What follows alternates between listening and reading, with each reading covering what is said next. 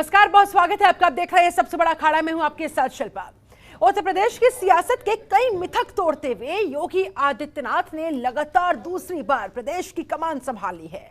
गोरक्षपीठाधीश्वर महंत योगी आदित्यनाथ ने यूपी का राजनीतिक इतिहास बदल कर रख दिया। उत्तर प्रदेश में 37 साल बाद किसी पार्टी को लगातार दूसरी बार बहुमत मिला। योगी के मंत्रिमंडल में हर वर्ग को प्रतिनिधित्व देने की कोशिश की गई। योगी कैबिनेट में एक मुस्लिम चेहरे को भी मंत्री पद दिया गया। कुल 52 मंत्रियों ने मंत्री पद की शपथ ली, जिसमें 18 कैबिनेट, 14 राज्य मंत्री और 20 राज्य मंत्री स्वतंत्र प्रभार बनाए गए। योगी कैबिनेट ने इस बार सियासी गलियारे में सबको चौंका दिया। योगी की टीम में कई ऐसे नाम शामिल हुए जो हर किसी को हैरान करने वाले हैं। इनमें से कुछ तो ऐसे हैं जो किसी भी सदन के सदस्य नहीं हैं। इनके नामों की चर्चा तक कहीं नहीं थी। इनमें दानिश आजाद ने तो भाजपा के कद्दावर मंत्री रहे मोहसिन रजा का ही पत्ता काट दिया। योगी कैबिनेट में इस बार भी 5 महिलाओं को शामिल किया गया। इस लिहाज से महिलाओं का आंकड़ा देखा जाए तो ये केवल 9% होता है। मंत्रिमंडल से ज्यादातर पुराने चेहरे गायब दिखाई दिए। पहली सरकार में डिप्टी सीएम रहे डॉक्टर दिनेश शर्मा, मोहसिन रजा, आशुतोष टंडन से लेकर बिजली मंत्री, ऊर्जा मंत्री यानी कि श्रीकांत शर्मा तक के नाम शामिल थे, लेकिन इन सबकी इस बार छुट्टी कर दी गई। यूपी में अगले 5 साल तक अब योगी आदित्यनाथ की ही सरकार होगी। विधानसभा चुनाव में बीजेपी को प्रचंड जीत तो मिली, लेकिन कुछ चुनौतियां भी है। कई सारे ऐसे मुद्दे हैं जो आने वाले समय में योगी सरकार की मुश्किलें बढ़ा सकते हैं। छुट्टा जानवरों से लेकर सरकारी भर्ती तक का मुद्दा इसमें शामिल है। ऐसे में योगी की ये राह इतनी आसान नजर आ नहीं रही है। आज चर्चा इसी पर। तो उन्होंने कहा कि आओ हम प्रण लें और नए भारत के, नए उत्तर प्रदेश का निर्माण करें। वो झलक रहा है इस कैबिनेट में जो नए चेहरे आए हैं और युवा चेहरे हैं, जवान हैं। और जिस तरीके से ये आज का ऐतिहासिक क्षण है, मुझे लगता है कि आज़ादी के बाद शायद इस तरह का उल्लास या उत्सव नहीं रहा होगा, क्योंकि 37 वर्षों के बाद जिस तरह से मुख्यमंत्री योगी आदित्यनाथ ने 10 साल का कार्यकाल पूरा किया और उनको 2/3 अधिक बहुमत से प्रदेश की जनता ने जनादेश दिया। प्रदेश के मुख्यमंत्री जी को, दोनों उप मुख्यमंत्री जी को, पूरी कैबिनेट को बधाई देना चाहूँगा और उत्तर प्रदेश की जनता का आभार प्रकट करना चाहूँगा कि माननीय प्रधानमंत्री जी की लोक कल्याणकारी योजनाएं, राज्य की योजनाएं, राज्य का मुख्यमंत्री जी का लॉ एंड ऑर्डर और बूथ अध्यक्ष से लेकर राष्ट्रीय अध्यक्ष ने जो परिश्रम किया है उससे कमल खिला है और उनके लिए मैं आभार प्रकट करना चाहूँगा और सभी नए मंत्रियों को बधाई देना चाहूँगा। नई सरकार को बहुत बधाई। योगी जी को, प्रधानमंत्री जी को, अमित शाह जी को और नड्डा जी ने बहुत मेहनत की। परिणाम ये हुआ, सरकार के बाद फिर भाजपा की सरकार बनी है। दोबारा से मुख्यमंत्री बनी है, शपथ ली है। उत्तर प्रदेश की जनता को बहुत नया मंत्रिमंडल है। बहुत ही सबको बधाई।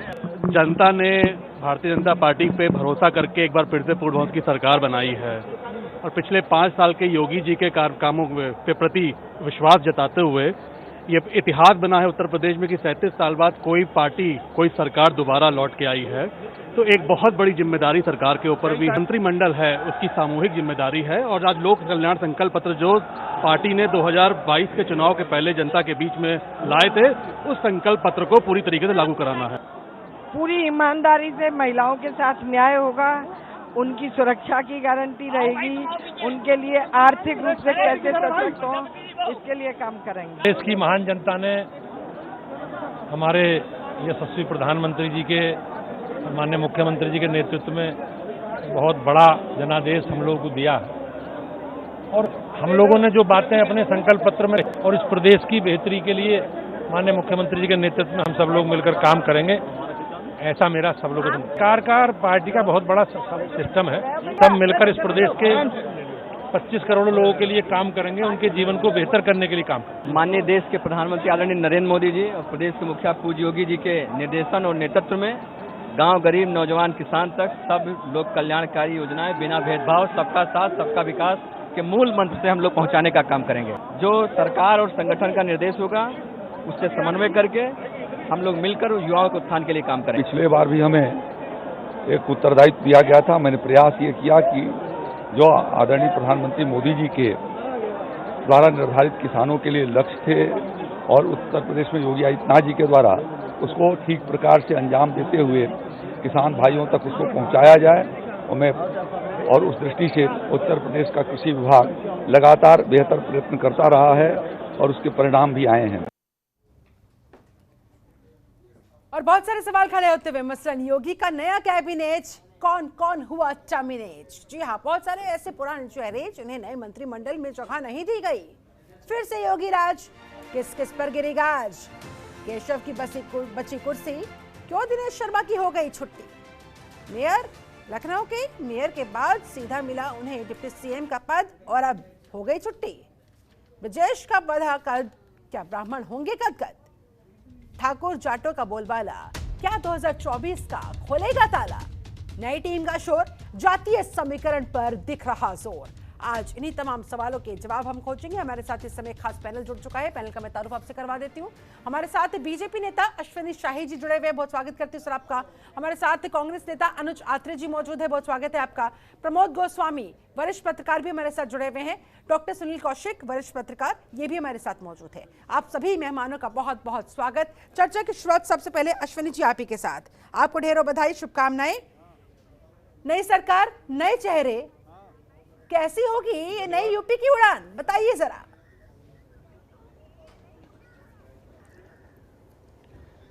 शिल्पा जी, आपको बहुत बहुत धन्यवाद और आपको भी बधाई। उत्तर प्रदेश का एक शानदार मंत्रिमंडल आप लोगों के सामने है और आज यहाँ पर माननीय योगी आदित्यनाथ जी ने अनुभव और नए चेहरों को तरजीह दी है, जैसा कि मैंने पिछले आपके उसमें कहा था डिबेट में, और इसके कई और जगहों पर कहा था कि अनुभव को भी जगह तरजीह मिलेगी और नए लोगों को। चौंकाने वाले परिणाम भारतीय जनता पार्टी हमेशा देती है। आपने देखा ऐसे नामों को बनाया गया, जैसे आप एक दयाशंकर मिश्रा जी जो किसी भी दल के सदस्य नहीं, किसी भी मतलब सदन के सदस्य नहीं है, वो पूर्वांचल विकास बोर्ड के उपाध्यक्ष हैं और उनको नया चेहरा, नया कार्यकर्ता उसको उठाकर मंत्री बनाना, क्योंकि काम देखा गया उनका कि उन्होंने पार्टी के लिए कितना त्याग किया, कितना काम किया। हमेशा ये कहा जाता है कि एक हम मुस्लिम को टिकट नहीं देते हैं, लेकिन हर उसमें एक मुस्लिम हमारे यहाँ जरूर रहता है मंत्री और उसको मंत्री बनाया जाता है। मोहसिन रजा की जगह इस बार दानिश जी आ गए हैं, तो एक संतुलन बनाया गया है और संतुलन में हमने जहां पर सुरेश खन्ना जी और सूर्य प्रताप शाही जी जैसे अनुभवों को तरजीह दी है, तो नए लोगों को भी जो नए चुनकर आए हैं उनको भी, जैसे एक जिला पंचायत से चुनाव लड़े हुए बाराबंकी से एमएलए जो है उनको हम लोगों ने 2 बार वो विधायक हुए शर्मा जी, उनको इस समय मंत्री बनाया गया है। तो इस तरीके का जो पुराने लोगों का अनुभव नए लोगों को उनके साथ जोड़कर काम करने का मौका मिलेगा। ये भारतीय जनता पार्टी ही कर सकती है। लोगों ने बहुत भारतीय जनता पार्टी को जाति और इसके धर्म और समीकरण में बांटा, लेकिन भारतीय जनता पार्टी ने जो वर्गों की राजनीति की उसमें आज जो है वो दिखाई दे रहा है कि किस तरीके से लोग कयास लगा रहे थे, इनका हो ये होगा उनका होगा, लेकिन ऐसा कुछ नहीं है। अभी आपने कहा दिनेश शर्मा जी को हटा दिया गया। पार्टी में दिनेश शर्मा जी बहुत बड़े नेता हैं, वो गुजरात के प्रभारी भी रहे हैं, राष्ट्रीय उपाध्यक्ष रहे हैं, उनका कद उनको हटा के किनारे नहीं किया गया है। पार्टी में जब सरकार में भी कुछ मजबूत एक जिम्मेदारी होती है और संगठन की भी जिम्मेदारी होती है। ये दूसरों दल की तरह हम लोग नहीं है कि हमारे लिए वो पद है, हमारे लिए वो एक जिम्मेदारी है, चाहे वो संगठन का पद हो या सरकार का पद हो, हम उस जिम्मेदारी का निर्वहन करते हैं। दूसरे दलों के लोग उसको पद के रूप में कि हमें मंत्री बना दिया जाए, ज्यादा बढ़िया रहेंगे हम, वो काम यहाँ नहीं है। यहाँ पर एक छोटे से कार्यकर्ता को उठाकर एक बेहतर जिम्मेदारी दी जाती है। तो अच्छा, एक छोटे से कार्यकर्ता को उठाकर बेहतर जिम्मेदारी देते हुए मंत्री पद तक पहुंचा दिया जाता है, समझ में आ रही है। लेकिन जब टिकट बंटवारे की बात आती है तो कोई मुस्लिम चेहरा जिस पर आप दांव खेले दिखाई नहीं देता, लेकिन सीधा मंत्री पद दे दिया जाता है। जरा समझाइए सर। तो देखिए, ये तो अब पार्टी अगर चला रहे हैं तो हमारे बड़े नेता चला रहे हैं, हमारे कार्यकर्ता चला रहे हैं। अब समाज तो सिर्फ कयास लगा सकता है, मीडिया अपने सूत्रों के बल पर रहता है, विरोधी मीन मेख निकालने पर रहते हैं, समीक्षक अपने समीक्षा में लगे रहते हैं, लेकिन पार्टी तो चलाना नेताओं का काम है। हमको कैसे कहां चलाना है, कैसे किसको कहां एडजस्ट करना है। कौन सा ऊर्जावान कार्यकर्ता, दानिश जी युवा मोर्चा के निकले हुए, छात्र संघ की राजनीति से निकले हुए कार्यकर्ता हैं और वो किसी उसमें जो है आपने उनका नाम ही नहीं सुना होगा, लेकिन आज आप मंत्री चलिए ठीक है सर, आपके पास मैं लौटती हूँ। हमारे साथ और भी खास मेहमान जुड़े हुए हैं। सब्स्टिट्यूट का कोई मतलब नहीं होता है। हाँ जी ठीक है। डॉक्टर सुनील कौशिक, ये नया योगी मंत्रिमंडल, नए मंत्रिमंडल में नए चेहरे, नई जिम्मेदारियां, नई चुनौतियां, किस तरह से देख रहे हैं सर? खास बातें इस मंत्रिमंडल की क्या समझ में आ रहा है? चलिए, 2 हफ्ते बाद मंत्रिमंडल की शपथ ग्रहण समारोह भी हुआ, मुख्यमंत्री ने भी शपथ ली। जो कयास लगाए जा रहे थे लगभग वही रहे जो हम लोग कह पा रहे थे कई दिन से। लेकिन कत्वा ठीक, मंत्रिमंडल का विस्तार हो गया, मुख्यमंत्री जी ने शपथ ले ली, बहुत बहुत शुभकामनाएं उनको। और जिस तरीके से 2024 की बार बार तैयारी की बात हो रही थी, निश्चित तौर से कह सकते हैं कि इस मंत्रिमंडल में वो 2024 की तैयारी दिख रही है। एक यादव एक मुस्लिम लेकर के भी ये दिखाने का प्रयास भाजपा सरकार ने किया है कि हमें यादवों से भी कोई दिक्कत नहीं है और हमें मुसलमानों से भी कोई दिक्कत नहीं है। दोनों को रखा है बाई और एम फैक्टर, जो बार बार अखिलेश यादव जी कहते थे, वो योगी जी ने भी इसमें बाई एम फैक्टर एक एक करके रख लिया है।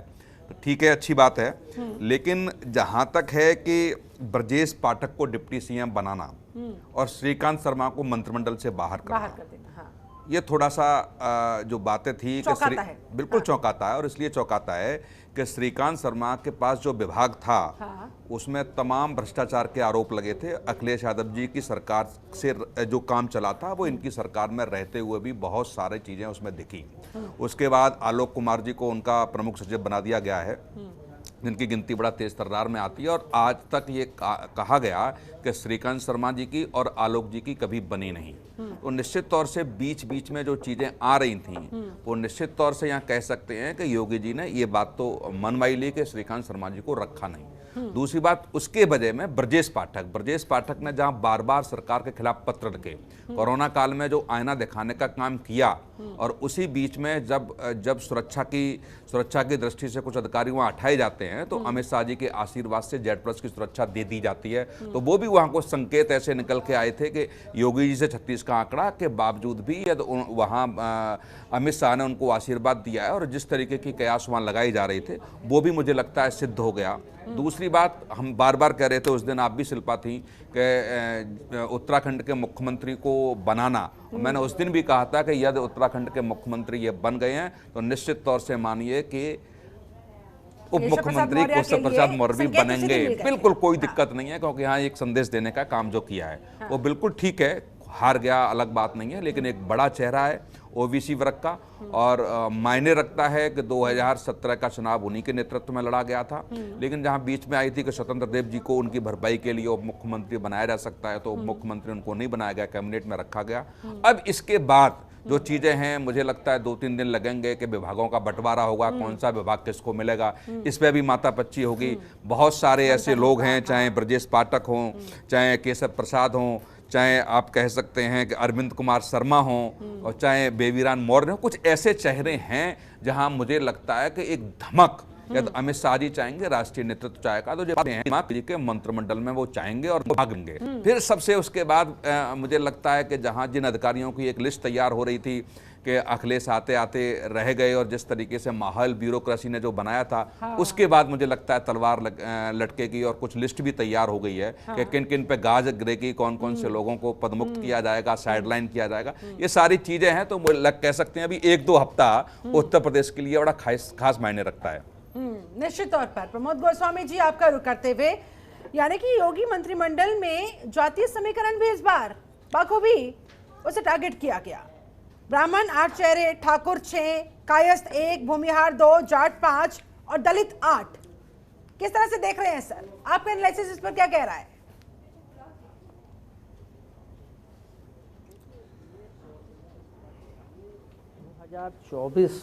के लोकसभा चुनाव को ध्यान में रखते हुए बेहतर ढंग से जातीय समीकरणों को साधा गया। इससे बेहतर ढंग से जातीय समीकरण नहीं साधे जा सकते थे। जहां ब्राह्मणों को, ठाकुरों को, वैश्य समाज को, दलित को, पिछड़ों को, खत्री को, मुस्लिम को, जो अभी कौशिक जी ने कहा, बिल्कुल सही कहा कि इसमें देखिए MY फैक्टर, जहां समाजवादी पार्टी का यादव और मुस्लिम था, तो यहाँ अगर आप देख लीजिए तो यहाँ MY फैक्टर भाजपा में भी है, मोदी और योगी का, तो ये MY फैक्टर दोनों तरफ है। तो ये जो MY फैक्टर मोदी और योगी जी का है, इससे बेहतर जातीय संतुलन हो ही नहीं सकता था मेरी नज़र में। बहुत शानदार जातीय संतुलन साधा गया है, क्योंकि पिछली अगर 22 के चुनाव में देखें तो वहाँ इस बात को भी था कि शायद ब्राह्मण, अब की ब्राह्मणों को भी पूरी तरजीह दी गई है। क्षत्रियों को भी तरजीह दी गई है, पिछड़ों को भी 20 लोग ले लिए गए हैं, वहाँ पिछड़े समाज के दलितों में उसमें 6 लोग ले लिए गए हैं, तो खत्रियों को भी लिया गया है, सिख को भी लिया गया है। मतलब कोई ऐसे जातीय समीकरण नहीं बचे कि जिसको उन्होंने भारतीय जनता पार्टी ने न साधा हो। बहुत बेहतरीन जातीय समीकरण बनाया निश्चित रूप से। जहाँ तक बात है कि उत्तर प्रदेश की अगर राजनीति को अगर आप देखें तो पूरी तरीके से पिछले लगभग 3-3.5 दशकों से जातीय समीकरण के इर्द गिर्द ही सत्ता की राजनीति घूमती रही है। हाँ। भारतीय जनता पार्टी ने उसको बहुत बेहतर ढंग से उसको समझा और अगर 22 के चुनाव में जातीय समीकरणों को तोड़ा तो खाद्यान्न योजना के जरिए जातीय समीकरणों को ध्वस्त कर दिया। अब उन्होंने 24 को ध्यान में रखते हुए, क्योंकि 24 का देशव्यापी उसका असर होगा, तो उन जातीय समीकरणों को पूरी तरीके से उत्तर भारत के में ये संदेश देने की पूरी कोशिश की है कि हमारे लिए सारे जातियों का और उसका समान मूल्यांकन है, समान हमारे लिए बराबर की हैसियत रखते हैं, यहाँ कहीं भी विषमता दिखाई नहीं देती है। दूसरी बात जो अभी कौशिक जी ने कहा कि आश्चर्यजनक है, इसमें जो कुछ लोगों को हटाया गया है उसमें कुछ लोगों को मेरे समझ से तो ये है कि कुछ लोग जो है वो बेहतर परफॉर्म 5 साल में नहीं कर पाए, इसलिए उनको हटाया गया और जनता के सरोकारों को पूरा नहीं कर पाए। दूसरा तरफ भ्रष्टाचार के जो आरोप थे, भारतीय जनता पार्टी और विशेष रूप से प्रधानमंत्री मोदी भ्रष्टाचार की मुहिम के खिलाफ मुहिम चलाते रहे और ये बराबर संदेश देते रहे कि ये किसी भी कीमत पर टॉलरेट नहीं होगा। तो जो बाकी कुछ और मंत्री हटाए गए उन पर कथित रूप से भ्रष्टाचार के आरोप रहे, इसलिए उन लोगों को हटाया गया। इसमें इस मंत्रिमंडल में न केवल जातीय समीकरण साधे गए बल्कि महिलाओं का समुचित प्रतिनिधित्व दिया गया। वहीं युवाओं को, युवा शक्ति को जोड़ा गया ताकि 24 के इलेक्शन में वो भरपूर तेजी से काम कर सकें। मुझे लगता है ये पूरा बेहतरीन समीकरण साधा गया और 24 के लिहाज से इससे बेहतर कोई समीकरण नहीं हो सकता था। और स्वतंत्र देव सिंह को मेहनत का इनाम मिला सर? नहीं, निश्चित रूप से स्वतंत्र देव तो इससे पहले भी अगर 17 में अगर आप देखें जो चुनाव हुए थे तो मौर्य साहब थे, उनको उप मुख्यमंत्री बनाया गया, तो अब की भी उनको यहाँ ले आया गया है मंत्रिमंडल में। हालांकि पहले भी मंत्रिमंडल में थे वो, स्वतंत्र देव सिंह जी पहले भी परिवहन मंत्री रहे हैं, वो वहाँ से हटा के उनको संगठन की जिम्मेदारी दे दी गई। अब उसके बाद संगठन में जब ये उसका एक अच्छा परिणाम निकला, उनको सरकार में शामिल कर लिया गया। जहाँ तक जो ऐसे लोग हटाए गए हैं जो बेहतर परफॉर्म जन सरोकार को नहीं किया, मुझे लगता है कि उनका समायोजन संगठन में एक बेहतर जगह पर होगा। ठीक है, कुल मिलाकर आपके मुताबिक 22 फतेह करने के बाद अब एक जो ताना बाना बुना जा रहा है वो 24 को टारगेट करते हुए उसके हिसाब से वहां भी जीत हासिल करने के मकसद के साथ बीजेपी फूंक फूंक कर कदम रखती हुई। अनुज यात्री जी भी हमारे साथ जुड़े हुए हैं, कांग्रेस नेता है। अनुज जी, क्या कहेंगे आप? उत्तर प्रदेश में नई सुबह के आगाज का दावा बीजेपी की तरफ से, नए योगी मंत्रिमंडल की तरफ से कर दिया गया है, कितनी उम्मीद है सर?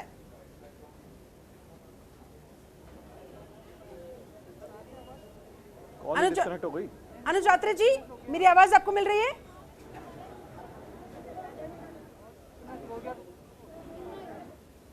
लगता है संपर्क हमारा अनुज यात्री से कट गया है। जब तक हम संपर्क साधे, मैं एक बार फिर से शाही साहब आप ही का रुख करूंगी। सर, समझ रहे हैं आप, उम्मीदें बहुत ज्यादा है, दुगनी कह लीजिए, तिगनी कह लीजिए, चौगनी कह लीजिए, बहुत सारी उम्मीदें, और जितनी उम्मीदें उतनी ज्यादा चुनौतियां आपके सामने, उतनी ज्यादा जिम्मेदारी आपके कंधों पर। क्या कहना चाहेंगे सर प्रदेशवासियों को? शिल्पा जी, देखिए 37 साल के बाद जनता ने दोबारा इस प्रचंड बहुमत को भारतीय जनता पार्टी को समझा है। तो जिम्मेदारी अपने आप बढ़ जाती है। जनता ने अपनी अपेक्षाओं पर ये देखा है कि भारतीय जनता पार्टी अकेली वो पार्टी है जो खरी उतर सकती है, इसलिए जिम्मेदारियों का और बोझ डाल दिया है। उन्होंने नकारा है नकारात्मक राजनीति को, उन्होंने नकारा है जाति और धर्म को, उन्होंने नकारा है ऐसे नेताओं को जो भाजपा की वैक्सीन करके उनको गुमराह करते रहे और कर्मयोगी आदित्यनाथ जी उनके लिए वैक्सीन की व्यवस्था करते रहे। उन्होंने नकारा है, आज देखिए किस तरीके से खिसियानी बिल्ली की तरह ट्वीट करके आज जो है किस नकारात्मकता का परिचय दिया है, जबकि उन विपक्ष के नेताओं को बुलाया गया था। तो उसमें एक नेता है जो इस समय जो है राष्ट्रीय अध्यक्ष हैं अखिलेश जी, उन्होंने ट्वीट किया है कि हमारे बनाए हुए स्टेडियम में उद्घाटन हो रहा, शपथ ग्रहण हो रहा है। किस तरीके से खिसियाहट है, झुझलाहट है, ये लोग बताने पर वो कुतर्कों की भाषा बोलते हैं। अरे बनवाया आपने, मैंने बार बार कहता हूं, किसी ने अपने पिताजी की संपत्ति बेचकर नहीं बनवाया। ठीक है, चलिए आपने आपके समय में पीपीपी मॉडल पे बना है, 35 साल बाद सरकार का होगा वो पैसा, आपने सरकार का नहीं दिया, लेकिन चलिए आपके समय कार्यकाल में बना है। आपने नित्य कराया था वहां, 100 करोड़ का तो बजट भी हुआ करता था सैफई का, वहां क्यों एरोड्रम क्यों बनवा दिया आपने, उसका जवाब नहीं देंगे। लेकिन एक ट्वीट करने की बाद एक बड़ी ओछी हरकत करके ना वो शपथ ग्रहण में आए, तो ऐसे नकारात्मकता को लोगों ने भगा दिया है उत्तर प्रदेश से। और अब वो इतना एक्सट्रीम और डॉक्टर सुनील कौशिक से मैं चर्चा आगे करूंगी, लेकिन अनुजात्री जी जुड़ गए हैं। सर, काफी देर से उनका फोन डिस्कनेक्टेड था, वो जुड़ गए हैं। मैं उनका जल्दी से ओपनिंग रिमार्क लेना चाहती। आत्रे जी, अगर अब मेरी आवाज आप तक पहुंच पा रही हो तो आपसे जानना चाहूंगी, किस तरह से बधाई दे रहे हैं बीजेपी को, योगी मंत्रिमंडल 2.0 को, और क्या उम्मीदें लगाए बैठे हैं विपक्ष के तौर पर? कहां से कहां ये प्रदेश को ले जाने वाले हैं विपक्ष के तौर पर, क्या उम्मीद है आपको? देखिए, जब चुनाव जीत गए हैं, ये पूरा चुनाव इन्होंने 80-20 करके चुनाव लड़ा है, और 80-20 के आधार पर प्रदेश को बांट करके जो है कहीं ना कहीं फूट डालो और राज करो की नीति पे जो इस तरह से इन्होंने वोट लेने का, हासिल करने का काम किया। लेकिन अब सरकार जब चुन के आती है तो फिर वो किसी एक वर्ग की, किसी एक जाति, किसी एक धर्म, किसी एक राजनीतिक दल की नहीं होती। बिल्कुल सही। तो सरकार को अपना धर्म निभाना चाहिए। हाँ। और मेरा यही आग्रह है भारतीय जनता पार्टी की सरकार से, जो इनका नारा था कि सबका साथ, सबका विश्वास और सबका विकास, उसी मंत्र को लेकर के आगे बढ़े। किसी भी प्रकार का बैर भाव लेकर के, किसी प्रकार का, क्योंकि सरकार कोई भी जब जीतती है तो अपने मतभेद और मनभेद सब भुला करके सबको साथ लेके पूरे प्रदेश का विकास करने के लिए आगे बढ़ती है। तो जो पिछले 5 वर्षों में नहीं देखने को मिला, जो 5 वर्षों में सबका साथ और सबका विकास नहीं हुआ, तो हम चाहते हैं कि सबका साथ हो, सबका विकास हो और सबका विश्वास ये जीते सरकार, और उसी आधार पर काम करें। अगर ये बुलडोजर विकास ऑफ मॉडल जो उत्तर प्रदेश का भी पिछले 5 सालों में इन्होंने, और अभी जिस तरह से फोटोज वायरल हो रही है कि और बुलडोजर्स खरीदे, अच्छी बात है।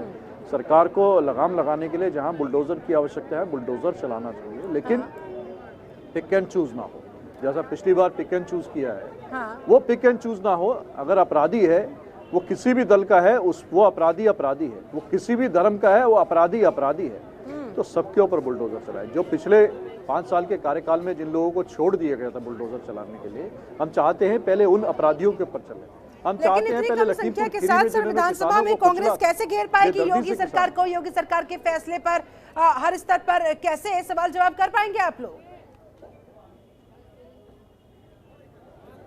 नहीं, निश्चित तौर पे करेंगे। हम तो सदन से लेकर के और सड़क तक सवाल जवाब करेंगे। अभी सरकार ने आज शपथ ग्रहण की है, अभी सरकार अपना पदभार ग्रहण कर ले, सरकार काम करे, ठीक है। और उसके बाद आपके माध्यम से भी मैं आज बोल रहा हूँ, कहीं ना कहीं सरकार में बैठे लोग आपके चैनल को भी देखते हैं, ठीक है, तो वो भी सुने, और आपके भी में रिपोर्टर्स हैं और आपके तमाम लोग हैं, आपके दर्शक हैं, इसमें भारतीय जनता पार्टी के, ठीक है। आपके मुताबिक संख्या बल बेशक से कम हो, लेकिन सदन से लेकर सड़क तक हर तरीके से सरकार से सवाल जवाब किया जाएगा। सरकार को सरकार के फैसले पर जवाब तलब करते हुए घेरने की पूरी कोशिश होगी। संघर्ष नहीं छोड़ेगी कांग्रेस पार्टी। डॉक्टर सुनील कौशिक, आप ही का रुख करते हुए, सर, समीकरणों पर भी हमने एनालिसिस कर लिया। 2024 के लिहाज से जिस तरह से प्रमोद गोस्वामी जी ने कहा, फूक फूक कर कदम रखा गया है, एक एक जो ताना बाना बुना गया है, उसी को मद्देनजर ध्यान में रखते हुए ऐसे में क्या लग रहा है, कितना इफेक्टिव रहने वाला है? नहीं, देखो, इफेक्टिव तो रहेगा ही, इसमें कोई दो राय नहीं है, लेकिन कुछ सवाल मंत्रिमंडल छोड़ता है। जैसे सरकार के 2 प्रवक्ता थे, सिद्धार्थनाथ जी, श्रीकांत शर्मा जी, क्या ऐसी बड़ी गलतियां रही उनसे? क्या सरकार का वो पक्ष रख नहीं पाए ठीक से? इतने बड़े 2 चेहरे होने में हुई। और पिछली बार जब 2017 में मुख्यमंत्रियों के नाम में श्रीकांत शर्मा का भी नाम जुड़ता था, और कल लगता है कि मुख्यमंत्री के नाम की उनकी थी, तो इतना बड़ा नाम जब हट जाता है।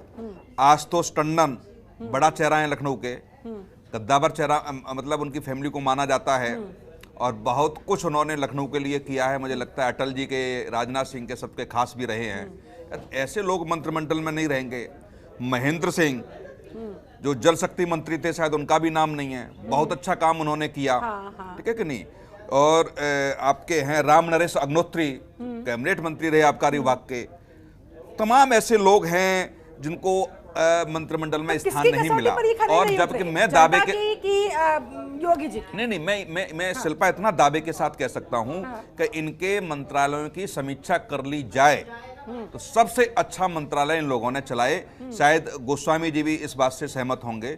इनमें मुझे नहीं लगता कोई सवाल छोट-मोट तो उठते ही हैं राजनीति में, लेकिन मुझे नहीं लगता कि कोई बड़ा मामला इन विभागों से निकल के आया हो। और चाहे श्रीकांत हो या आशुतोष सिद्धार्थ नाथ जी हो, हमेशा सरकार का पक्ष उन्होंने बड़ा ईमानदारी से रखा। लेकिन ऐसी कौन सी पार्टी की राजनीति थी क्या अंदर मैं जहां तक मुझे समझ में आ रहा है इस मंत्रिमंडल को लेकर के, कहीं न कहीं शीर्ष नेतृत्व में और प्रदेश के नेतृत्व में, जिनको मुख्यमंत्री की कुर्सी सौंपी गई है आदित्यनाथ योगी जी को, कुछ में कुछ ऐसे होता है गिव एंड टेक। कुछ चेहरे इसमें चले गए कि अब ये यहां स्थापित होंगे तो आपको ये हटाने पड़ेंगे, क्योंकि यदि ये भी रख लिए जाते और आज जो है मंत्रिमंडल में वो भी रहते तो योगी जी को ज्यादा चैलेंज इस बार प्रदेश को चलाने में मिलता। और मैं यही इसी सवाल के साथ जो मैंने कहा है, मैं गोस्वामी जी के पास जाऊंगा, क्योंकि वो बड़ा बारीकी से लखनऊ में नजर रखते हैं, सारी सरकारें उनको देखी हैं। तो क्या सहमत है या मैं गलत भी हो सकता हूं शायद? आप कितना इत्तेफाक रख रहे हैं इससे गोस्वामी साहब? कौशिक जी हाँ, कौशिक जी इस मामले में मैं आप वैसे आप अनुभवी हैं और विश्लेषण आपका हमेशा बहुत सटीक रहा है, लेकिन यहाँ इस मामले में मैंने पहले भी कहा कि जो आपने नाम लिए हैं इनकी कार्यशैली पर हमेशा सवालिया निशान लगता रहा। सिद्धार्थ नाथ सिंह जी को अगर आप देखें तो पहले स्वास्थ्य मंत्रालय था, वहाँ क्यों हटाया गया ये everybody knows very well. Sir इसमें थोड़ा सा जोड़ दूं, मैं थोड़ा सा जोड़ दूं सर। धर्मपाल सिंह जो आमला से आते हैं उनको भी हटाया गया था पिछले मंत्रिमंडल में, इस बार ले लिया। उन पर भी भ्रष्टाचार के आरोप थे और अंतिम समय में टिकट कैसे उनकी हुई, कैसे वीडियो वायरल हुए आप सर? ठीक कह रहे हैं आप। नहीं मालूम है, धर्मपाल सिंह जी पर इस ढंग के भी आरोप लगे थे और इसीलिए उनको बाहर का रास्ता दिखाया गया। ये भी आप इस बात को आप स्वीकार करेंगे, लेकिन अगर उसके बाद भूल सुधार हुई तो फिर उनको एक मौका दिया गया है ना, तो ये भी एक बात है। लेकिन जो बाकी हटाए गए, मैंने पहले भी कहा कि कुछ लोगों को तो चाहे दिनेश शर्मा जी हों चाहे आशुतोष टंडन जी हों, इनके ऊपर कोई आरोप नहीं रहे। हाँ, ये बात जरूर कह सकते हैं कि जन सरोकारों से जितना जुड़ना चाहिए था, शायद ऐसा मेरा अपना निजी मानना है, शायद उस ढंग से उन अपेक्षाओं पर पार्टी के शायद वो खरे नहीं उतर पाए। हो सकता है कि ऐसा ना हो, लेकिन ये तो अपने अपने आकलन की बात है, इसलिए शायद स्थान नहीं पा पाए। वरना जो है ये दोनों बेदाग हैं, इनमें कहीं कोई दो राय नहीं है। जल शक्ति मंत्री के ऊपर आप देख लीजिए, उन पर भी आरोप लगते रहे हैं बाहर, और ये चर्चाएं परसेप्शन रहा है। तो ये सारी चीज़ें नहीं हैं, जबकि वो योगी जी के बहुत करीबी रहे हैं। लेकिन मैंने आपसे पहले कहा कि मोदी जी का एक बहुत, अगर इस चाहे यहाँ का ही नहीं, आप वहाँ का ले लीजिए, उत्तराखंड का ले लीजिए, 3 मुख्यमंत्री बदले गए। क्यों बदले गए? कहीं ना कहीं उनकी कार्यशैली पर सवालिया निशान खड़ा हुआ। तो प्रधानमंत्री ने और भारतीय जनता पार्टी ने, अमित शाह ने तत्काल उसका निराकरण किया, ताकि जनता में एक परसेप्शन ये न बनने पाए कि भारतीय जनता पार्टी ऐसे लोगों को प्रश्रय देती है जी। मुझे लगता है कि शायद भले ही आरोप गलत हो या सही हो, मैं इस पर नहीं जाना चाहता, ठीक है, लेकिन अगर जनता में ये परसेप्शन बना तो भारतीय जनता पार्टी ने तत्काल उसको साइड लाइन कर दिया। ऐसा मेरा मानना है, जो मैंने अभी तक देखा है। कौशिक जी, ऐसे में अश्विनी शाही बेहतरीन तरीके से बता पाएंगे। शाही साहब, जो चेहरे अभी डॉक्टर सलील कौशिक ने गिनवाए हैं, क्या कारण रहा सर बेहतरीन काम करने के बावजूद भी इन पर गाज गिरी? आप बताइए जरा कारण। देखिए शिल्पा जी, मैं तो बार बार यही कह रहा हूं, अभी पहले भी मैंने कहा, चाहे गोस्वामी जी हों या कौशिक जी हों या आप हों, आप लोग एक अपना आकलन प्रस्तुत करते हैं, एक अपना कयास लगाते हैं। चूंकि पार्टी और संगठन, सरकार और संगठन दोनों पार्टी को चलाना होता है, तो किसको कहाँ हमें रखना है, अभी से उनके ऊपर गाज गिरी और उनको हटा दिया गया, इसका मतलब वो खत्म हो गए, ये मतलब नहीं निकालना चाहिए। हाँ, आप आकलन करिए, हो सकता है आपका आकलन सही हो सकता है कि सरकार ने, पार्टी ने सोचा हो उनको कहीं संगठन में रखने का, हो सकता है कहीं और उनका यूज हो। तो ये कई बार ऐसे चेहरे हुए हैं कि उन लोगों को यहाँ से हटाकर केंद्र में भेज दिया गया है, कहीं किसी को मंत्री बना दिया जाता है, किसी को जो है संगठन में दे दिया जाता है पद, तो बहुत सी चीजें होती हैं। लेकिन हाँ भाई, एक लोकतंत्र में सब जगह जो है अभिव्यक्ति की आजादी है और आदमी सोचेगा और आपके यहाँ आकर उसकी समीक्षा करेगा। तो हर आदमी का अपना आकलन हो सकता है, मैं उसमें इत्तेफाक भी रखता हूँ, हो सकता है सही हो, आप सच सोच रहे हो सकता है आप गलत सोच रहे हो, तो ऐसा कुछ नहीं है। पार्टी ने सबको एक समन्वय के तहत यहाँ पर रखा और ले आकर कि आगे आने वाले चुनाव भी हैं, हमको कहां कहां नए चेहरों को, देखिए भारतीय जनता पार्टी एक ऐसी पार्टी है जो हमेशा सेकंड लाइन तय करती है, थर्ड लाइन भी बनाती है। कोई और पार्टी हो तो बता दीजिए। तो हमारे यहाँ यही चेहरे जो आज नाम देख लीजिए और रट लीजिए, याद कर लीजिए, आपको 10 साल बाद हो सकता है देश की राजनीति में एक चमकते हुए सितारे नजर आए, उसमें बहुत से चेहरे ऐसे आएंगे। तो उसमें हमको कयास लगाने की कोई बात नहीं है। फिलहाल जो लोग हैं, जो लोग हटाए गए हैं, उनका पार्टी कहाँ प्रयोग करेगी, उनकी आवश्यकता कहाँ है, ये देखना पार्टी का काम है। और पार्टी उनका सम्मान करते हुए कहीं न कहीं अनुजात्री जी, आपके कमेंट चाहूंगी जल्दी से, उसके बाद लौटती हूँ मैं आपके पास।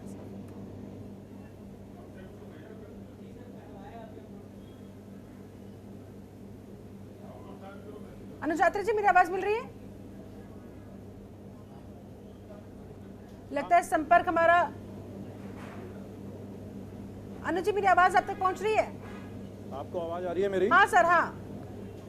अश्विनी जी की बात पर जवाब दीजिए आप तक। बोलिए सर, बोलिए, बताइए। बोलिए। दरअसल अश्विनी साहब कह रहे थे कि भाई, आपका प्रश्न नहीं सुन पाया, भाई अश्विनी जी कह रहे थे कि भाई यही तो बीजेपी की मजबूती है एक तरीके से कि नए चेहरों पर भी दांव खेला जाता है, उन्हें भी पूरा पूरा मौका दिया जाता है। ऐसा नहीं है कि जो एक बार एक पद पर बैठ गए तो बस वो बैठ गए, उन्हें हटाना मुश्किल हो जाए, सबको मौका मिलता है। जो काम करेगा सर, आपके पास लौटते ब्रिजेश पाठक से मैं कुछ कह रहे हैं, उन्हें सुन लेते हैं पहले। बहुत बहुत सभी का, प्रदेश भर के लोगों का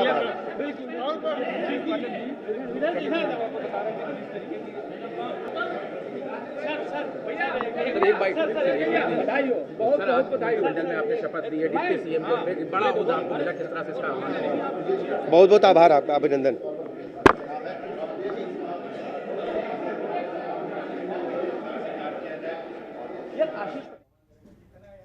तो उत्तर प्रदेश के डिप्टी सीएम ब्रिजेश पाठक को भी आप सुन रहे थे। अभी तो हालांकि आभारी व्यक्त कर रहे हैं क्योंकि बधाइयों का, शुभकामनाओं का जो सिलसिला है वो खत्म होने का नाम नहीं ले रहा है। हमारे साथ एक खास पैनल लगातार चर्चा करने के लिए जुड़ा हुआ है। अनुजात्री जी, एक बार फिर से आप ही का रुख करते हुए, सर अगर मेरी आवाज आप तक पहुंच पा रही हो तो जरा जितिन प्रसाद को लेकर भी आपसे सवाल करना चाहूंगी। जितिन प्रसाद कांग्रेस छोड़कर बीजेपी में आए और अब देखिए कैबिनेट मंत्री का पद पा गए।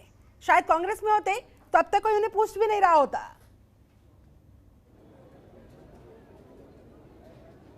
देखिए, आप आज जिस बात को बोल रही हैं, मुझे लगता है कि ये बात उचित नहीं, इस तरह की बात कहना नहीं चाहिए, नहीं करना चाहिए। क्या होता है, कौन किसको कब क्या जाता नहीं पता होता। राजनीति है, ये लोकतंत्र है, जनता किसको फर्श पर बिठा दे और फर्श से किसको अर्श पर बिठा दे, ये जनता का प्रेरोगेटिव है। आपने अभी इससे पहले जो प्रश्न किया, आज किसको मंत्री बनाया है, किसको बाहर बिठाया है।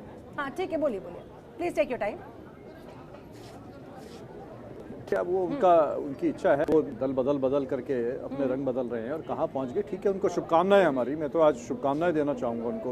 उप मुख्यमंत्री बनाया है सरकार ने, और किसको मंत्री बनना है किसको नहीं बनना है, ये कहीं ना कहीं मुख्यमंत्री का और केंद्र में प्रधान, हम इसमें टीका टिप्पणी नहीं करेंगे। लेकिन हाँ, हम इतनी अपेक्षा जरूर करेंगे जो भी मंत्री बने हैं और जिनको भी मंत्री बनाया गया है, कहीं ना कहीं जनता ने अपना एक मैंडेट दिया है, किसी अपेक्षा के अनुरूप मैंडेट दिया है और उस अपेक्षा के हिसाब से सरकार को पूरा उतरना चाहिए। अब ये पिक एंड चूज की राजनीति छोड़ करके ये कहीं ना कहीं तो और राज करो वाली के राज तो हासिल कर लिया। अब एक करके सबको जो है, सबके ऊपर जो है शासन का जो एक असर दिखना चाहिए, सरकार की जो इकबाल दिखना चाहिए, वो कायम होना चाहिए। पीछे हमने देखा है जनता का अविश्वास सरकार पर रहा है, बहुत ज्यादा प्रचार पे केवल ये सरकार प्रचार के दम पर चली है। केवल जो है जनता को एक हसीन सपने दिखाए गए, मुंगेरी लाल के सपने दिखाए गए जो वास्तविकता से परे थे। तो आज हम ये चाहते हैं कि जनता को वास्तविकता दिखाई जाए। उत्तर प्रदेश जो हमारा एक उत्तम प्रदेश होना चाहिए, उस उत्तम प्रदेश को उसकी पृष्ठभूमि वापस मिलनी चाहिए। आज उत्तर प्रदेश को जो है देश के प्रमुख शहरों में, प्रमुख प्रदेशों की और आगे आना चाहिए। जो विपक्ष के तौर पर कांग्रेस की उम्मीद लगाई बैठी है। साथ ही अखिलेश यादव ने भी ट्वीट करते हुए कहा कि भाई शपथ तो ले ली है, उसमें कहीं ना कहीं उत्तर प्रदेश का निचले स्थान पर नंबर रहता यादव ने भी है, कहा उनसे ऊपर कि शपथ तो ले ली है, अब जरा सच्ची सेवा भी जनता की करके दिखा दीजिए। शाहिद साहब जवाब देना चाह रहे थे, बोलिए सर। जी देखिए, अभी अनुज आत्रे जी कह रहे थे बांटिए, बांट कर राज कर लिया और ये कर लिया, दर्द होता है राजनीति करने का और आरोप जनता हमारे खिलाफ थी। लेकिन आत्रे जी को मैं बताना चाहूंगा, उनकी पूरी पार्टी ने जितना वोट पाया है उससे ज्यादा हमारा वोट प्रतिशत बढ़ा है, तो जनता हमारे खिलाफ कहां थी? जनता तो इनके खिलाफ थी, जो 6% वालों को नीचे ले आकर 2% पर कर दी, वहां नहीं दिख रहा इनको, जनता हमारे खिलाफ थी। अरे ये मानना पड़ेगा, हमारा वोट परसेंट बढ़ा है तो कहीं एंटी इनकम्बेंसी नहीं थी। अगर एंटी इनकम्बेंसी होती वोट घटता मेरा। तो पार्टी का वोट बढ़ा है और उतना बढ़ा है जितना इनकी पूरी पार्टी पाई है, तो उसमें कुछ कहने वाली बात नहीं है। आत्रे साहब, आप लोग थोड़ा सा हार को पचाना सीखिए, और अब 2 प्रदेश और बचा है, आने वाले चुनाव में वो भी आपके हाथ से चला जाएगा। अब वही डफली राहुल गांधी जी के साथ बैठकर आप लोग बजाइएगा।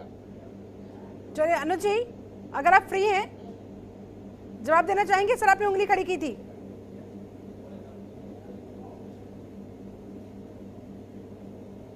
अहंकार भरी बातों को कर करके भारतीय जनता पार्टी जो जनता के सामने बोल रहे हैं, ये संख्या बल के आधार पर इतना अहंकार नहीं दिखाना चाहिए। जनता अगर मैंडेट देती है, जनता अगर संख्या देती है, तो जनता को एक किसी अनुरूप से देती है। आज देखिए ना किस तरह से चुनाव को देखते हुए पेट्रोल डीजल के दाम रोक दिया गया। अब क्या जनता ने गलती की कि इनको चुनाव जितवा दिया, 4 प्रदेशों के चुनाव। लगातार पेट्रोल डीजल जो कांग्रेस पार्टी कह रही थी कि देखिए इनका जो विकास, अब जो ये महंगाई का विकास है वो दिखना शुरू होगा, तो ये अहंकार है और ये जनता के साथ छलावा है कि आपको चुनाव जीतना था, चुनाव लड़ना था, तो आपने 2 महीने तक पेट्रोल के और डीजल के दाम रोके रखे। जैसे नतीजे आए, अब डेली कोई दिन नहीं जा रहा, पेट्रोल डीजल के दाम डेली बढ़ते जा रहे हैं और ये कहां तक पहुंचेंगे जनता को सब पता है। जनता जानती है इनका चेहरा अंदर से क्या है, मुंह पे क्या है और बगल में क्या है, इनकी जनता सब जानती है। ये मन से कितने मैले हैं और बीजेपी के लिए रहने वाली नहीं है जितना कि ये लोग सोच रहे हैं। ऐसे में कौशिक साहब, जो 47 से 111 तक का सीटों का सफर समाजवादी पार्टी ने तय किया, यानी कि जो विश्वास कहीं ना कहीं जनता का उनकी तरफ मुड़ रहा था, डाइवर्ट हो रहा था। हालांकि वो बहुमत हासिल नहीं कर पाए, लेकिन उसे भी तो कवर अप करने की जिम्मेदारी, ये बड़ी चुनौती बीजेपी के सामने रहने वाली है। तो राह इतनी आसान होगी नहीं। बिल्कुल है, लेकिन ये नहीं कह सकते कि समर्थन बीजेपी को नहीं मिला। 2017 की अपेक्षा ज्यादा वोट मिला है, तो ये आप मानिए कि ऐसा नहीं है कि बीजेपी का समर्थन कम हुआ है।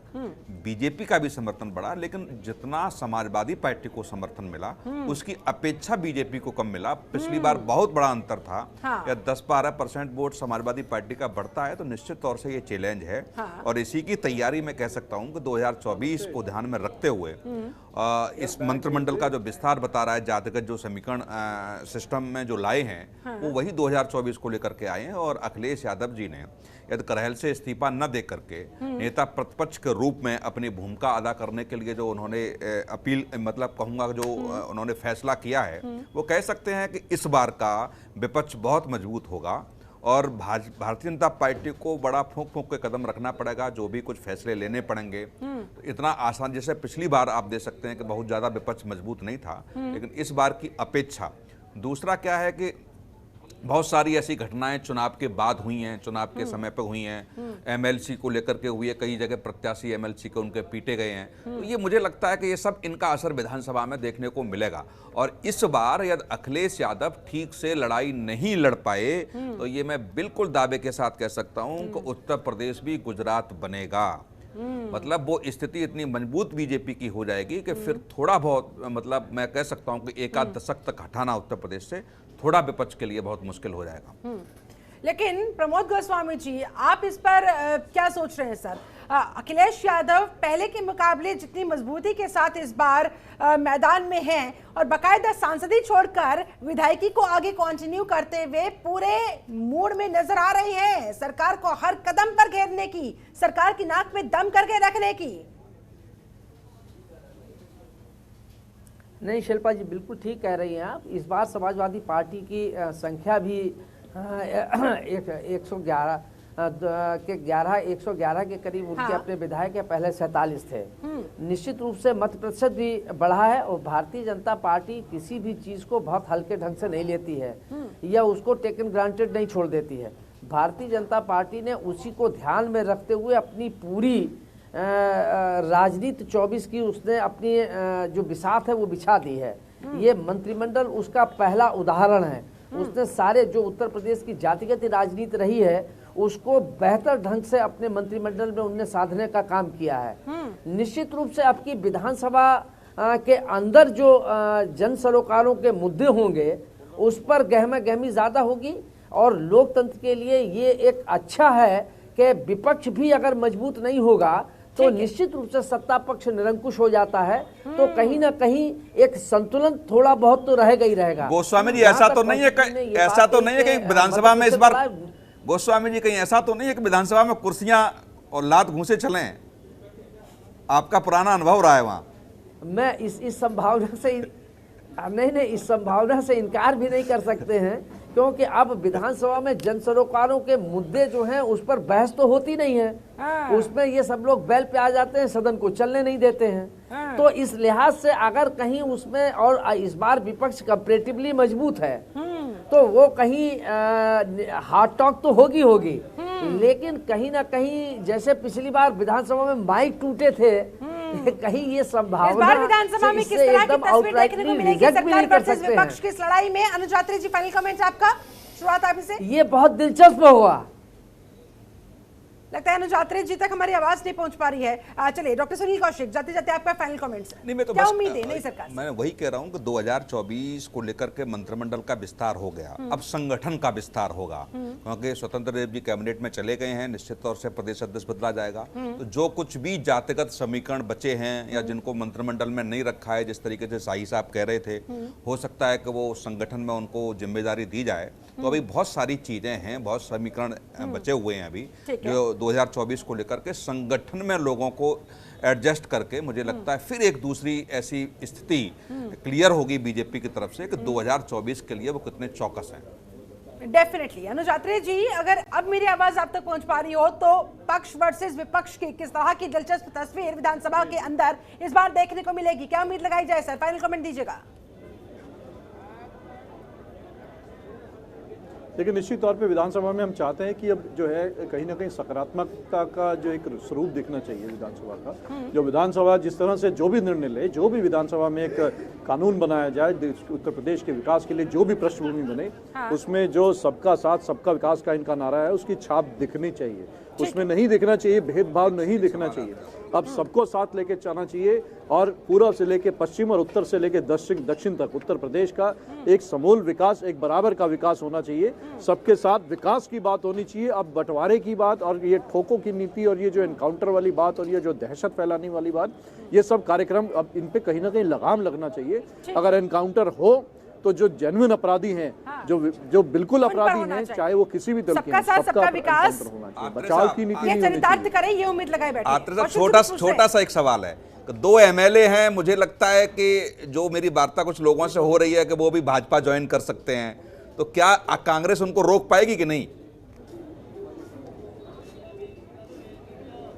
देखिए निश्चित तौर पे रोकेंगे और मुझे लगता है कि ये मैं तो आपका बहुत सम्मान करता हूँ कौशिक जी। मुझे नहीं मालूम आपकी कैसे बात हुई, क्या बात हुई। अगर आप कह रहे हैं तो बड़ी गंभीर बात है। मेरे को इन बातों पे विश्वास नहीं है और मैं आपको पूरा भरोसा दिलाता हूँ और आप भी इस चीज़ को सुनिश्चित करिए कि कांग्रेस के विधायक, चाहे हम संख्या बल में 2 हैं, लेकिन वो 2 इन सब पे भारी रहेंगे, 300 पे भारी रहेंगे।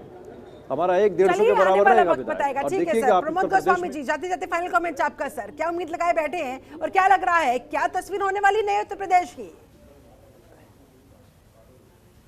देखिए 2 चीजें महत्वपूर्ण हैं। एक तो अब इस प्रदेश में जो तुष्टीकरण की राजनीति है, उस पर बहुत कुछ लगाम लगेगी।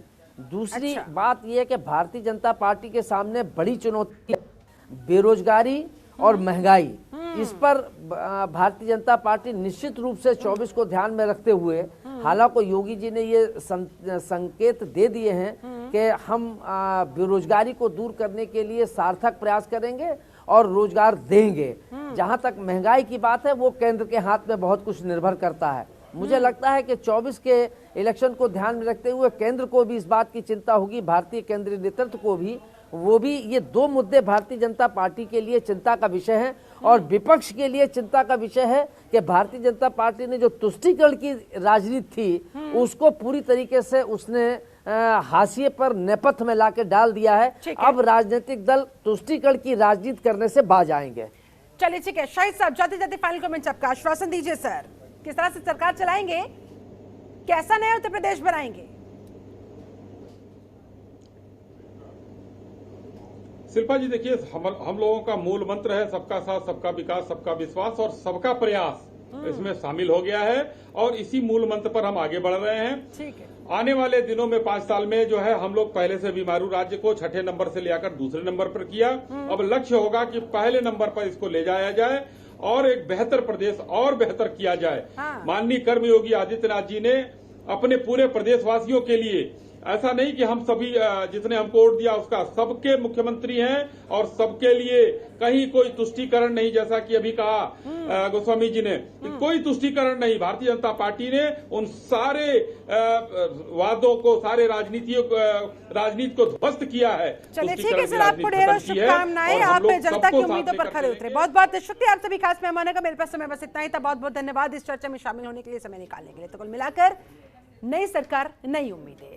अब इन नई उम्मीदों पर सरकार कितनी खरी उतर पाएगी, आने वाला वक्त बताएगा। फिलहाल मेरे साथ इस चर्चा में जुड़ने के लिए आप सभी का बहुत शुक्रिया। बने रहे जनतंत्र टीवी के साथ। नमस्कार।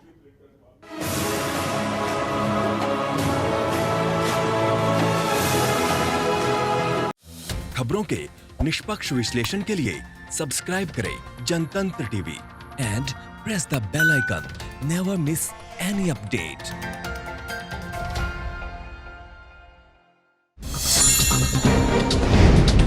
डाउनलोड कीजिए जनतंत्र टीवी ऐप को, जो कि अवेलेबल है गूगल प्ले और ऐप स्टोर पर।